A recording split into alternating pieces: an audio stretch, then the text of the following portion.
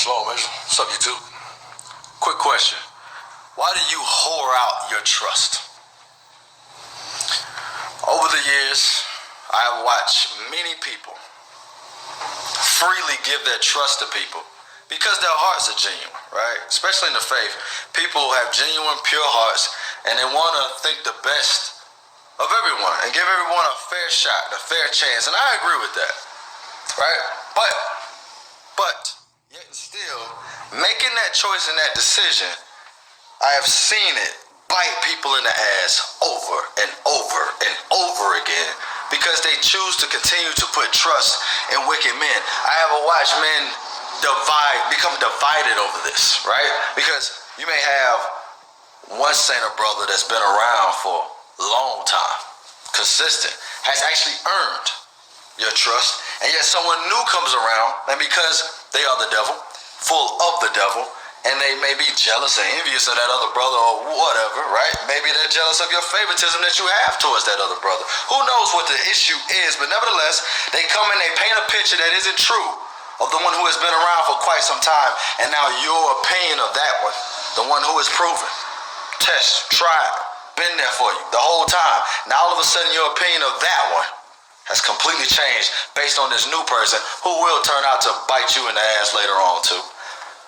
You know, I once heard that the definition of insanity is to continue to repeat the same thing over and over again and yet expect a different result. Don't the Bible teach us that we ought to try the spirit, see whether it be of Yah?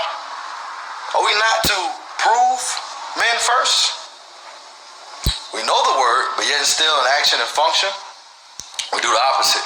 Because even though we know we're not to have respect of men, even though we're not to compare ourselves amongst ourselves, yet still we play the game of favoritism for whatever reason we choose.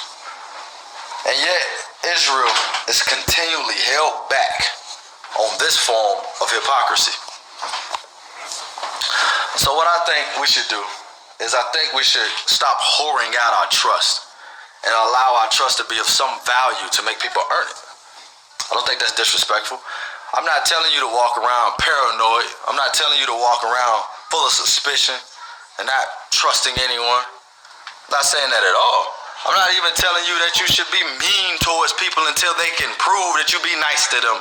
Don't misinterpret my words for any of that nonsense. But what I am saying is, I think we should be truly sober in what we choose to believe, and we should consider the source.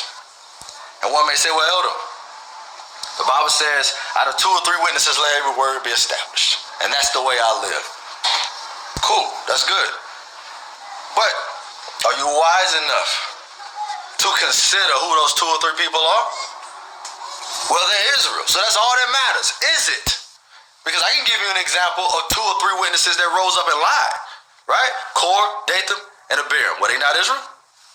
And yet, if we go off of your logic, then Moses would have been judged according to their envy, jealousy, and wickedness, wouldn't he? You see what I'm saying? We got to apply wisdom here. Because there are enemies amongst us, whether you like it or not. There are evil men amongst us, whether you like it or not, that are set out to paint pictures of people that isn't true.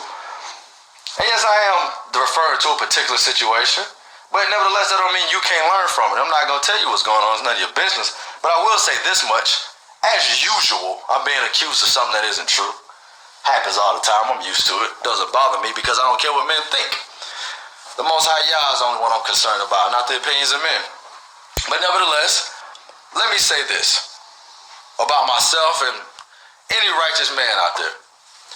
If you've known a righteous man for a long time, you know their character, you know who they are, and someone comes along that's only been around 1 year, 2 years, 3 years, or whatever, and all of a sudden they're painting a picture and a character of this person that you've known for years that doesn't seem to be like them, and you choose to believe it, then maybe you're a bigger fool than you thought. I hope you consider these words, Israel. Shalom.